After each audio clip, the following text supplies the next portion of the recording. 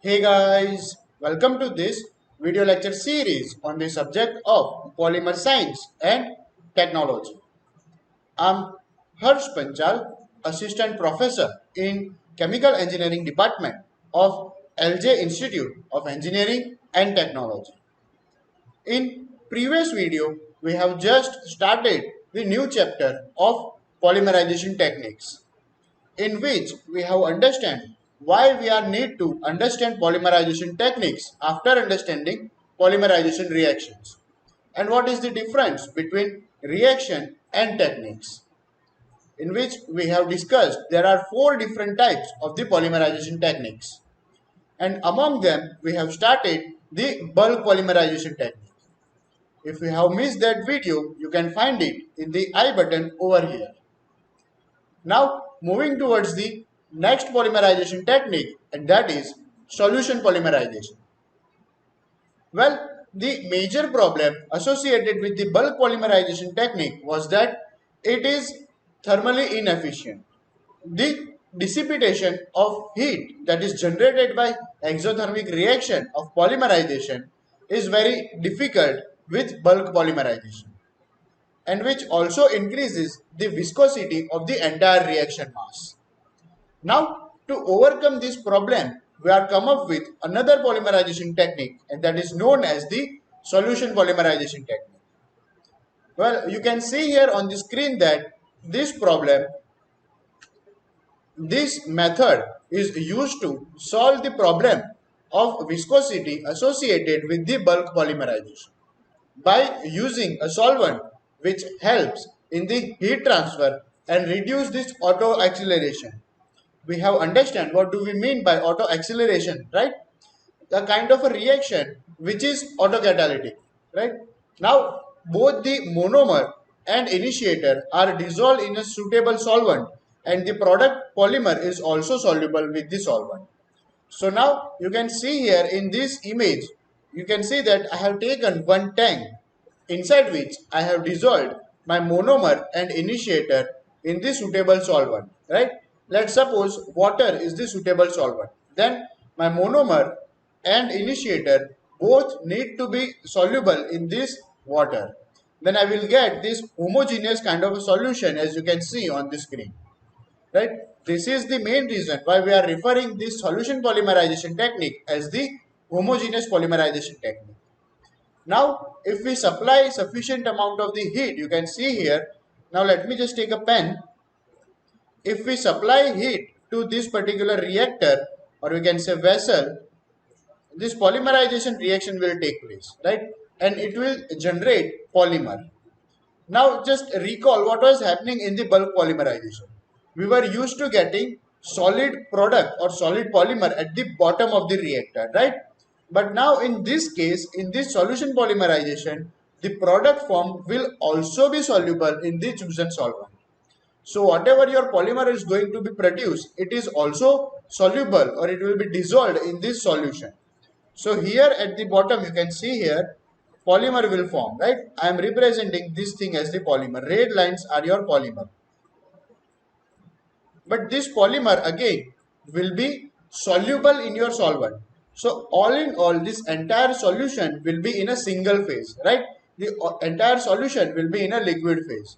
So we can say that this entire technique is based on the homogeneous polymerization techniques. You can see here this product form. You can see here this product formed is also in a liquid phase. So this is the main advantage of the solution polymerization techniques. Now heat released by the reaction is absorbed by the solvent, and solvent also help to control viscosity of the reaction mass. So now as a reaction proceed, we know that this polymerization reaction is exothermic. So it will generate lots amount of heat, and that heat is need to be dissipated as is the case of bulk polymerization.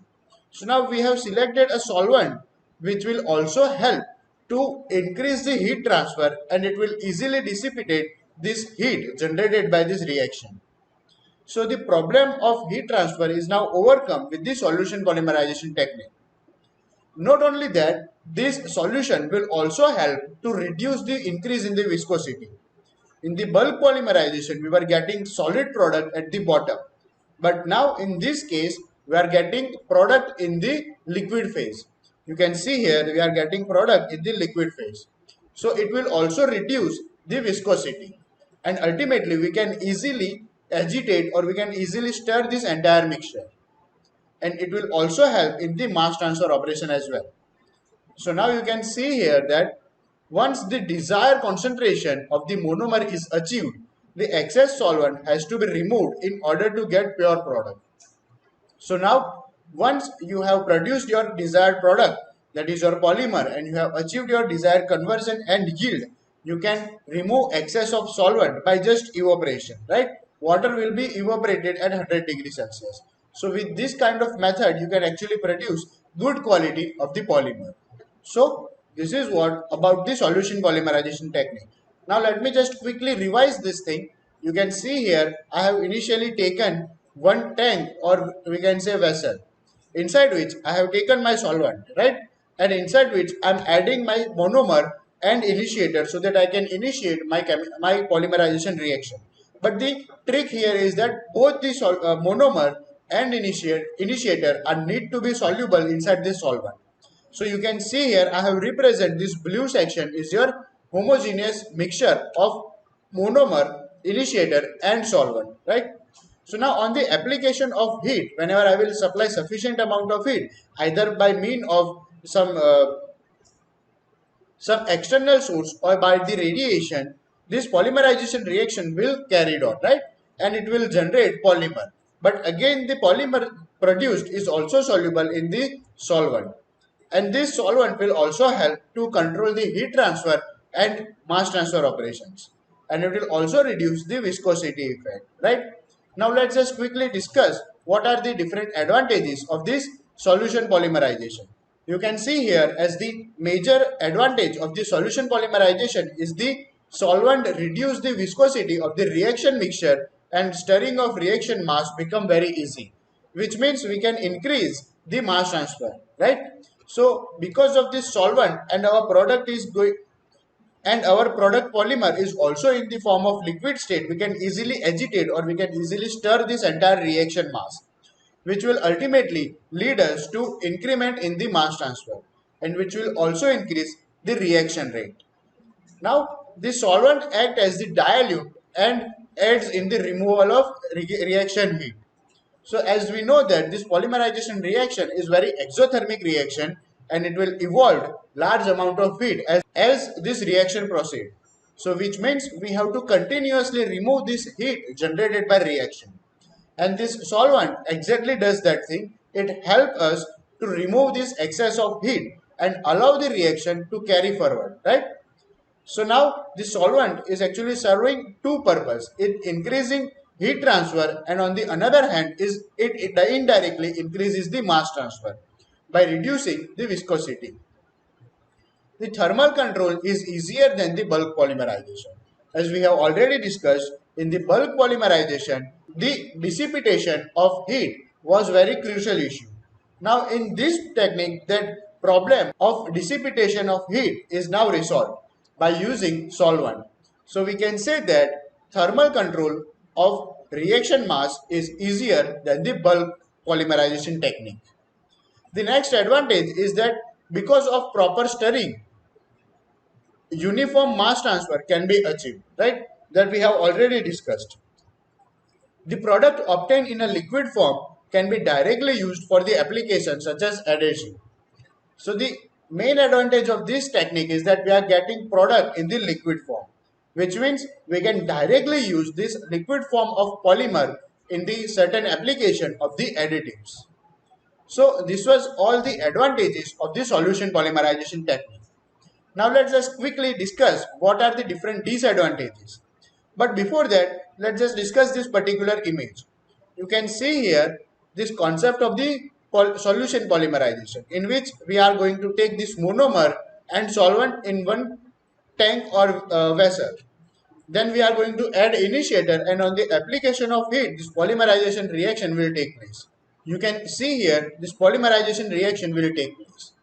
Now moving towards the end, this polymer and solvent can also be recovered or they can be separated by just application of heat. Once your desired conversion is being achieved, you can remove the excess of solvent by just application of heat, right? So the separation of product and solvent is not that much difficult. We can easily separate both the thing with the solution polymerization technique. Now let's just discuss what are the disadvantages of the solution polymerization technique.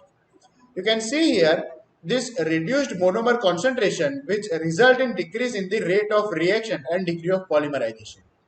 So by adding solvent inside the monomer, we are actually reducing the concentration of the monomer, which ultimately affect the reaction rate of the chemical reaction and which reduces this reaction rate. So we can say that this chemical reaction in solution polymerization is slower compared to other things, right? So we are compromising the chemical reaction rate when we are using this solution polymerization technique. Now, this solvent may terminate the growing polymerization chain, which lead to the lower molecular polymer. So, with the help of solution polymerization technique, we can only produce polymer of low molecular weight because the chosen solvent can easily terminate the long chain of the polymer, or in the simple word we can say that this long chain of the polymer will easily break out and it will arrest the polymerization reaction, right? So the solvent act as the terminator, or we can say that the solvent act as the inhibitors in this polymerization reaction. The next disadvantage is that difficult to remove solvent from the final product. This causes degradation of the bulk properties. So your polymer produced also contains some amount of the solvent, which eventually degrade the polymer and that lead to the compromise in your bulk property of the polymer. So we can say that we are not going to get 100% pure polymer with this type of the method because some amount of the solvent will always be there in your product polymer. Now the next disadvantage is that it requires a separate system for solvent recovery. We have said that we can easily recover the solvent, but we do require some special type of the separating system and that ultimately lead to the operating cost. Now, the last disadvantage of the solution polymerization is that if the product is need to be used as a solid, then drying is required. So, as we are going to get product polymer in the liquid state, so if you want to sell this polymer in your solid state, then drying is very much compulsory, which also increases one further stage and which also increases your operating cost, right? So, this was all the disadvantages of solution polymerization techniques.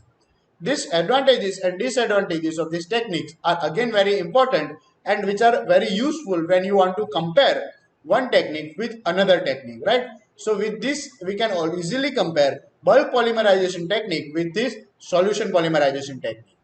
Now, let's just quickly discuss what are the application of this solution polymerization. You can see here, because of its good thermal control, it is widely used polymerization technique. So this solution polymerization provides good thermal control, which is largely used for the polymerization techniques, right? Then it is used for manufacturing of polymer which are in the aqueous medium, right? As we have said that this polymer will be in your liquid phase, so such polymer which are in the aqueous phase can be easily manufactured with this solution polymerization techniques. These polymers are polyacrylamide and polyacrylic right? When polymer is produced by using organic solvents such as polystyrene and PVC. So we can also produce this polystyrene and PVC which are very much essential for the human life by this method. It is largely used to manufacture polyacrylonitrile by the free radical polymerization and that of the polyisobutylene by cationic polymerization. So this solution polymerization is very much suitable for the free radical polymerization reaction and ionic reactions, right, that we have understand in a previous chapter. Now the bulk polymer are also made exclusively by this technique. So certain type of the copolymers that we have discussed in the last chapter are very easy to manufacture with this solution polymerization techniques. So having said that, this conclude this solution polymerization techniques. Now we will discuss the next polymerization technique in the next video. Till then, keep watching, keep learning. Thank you.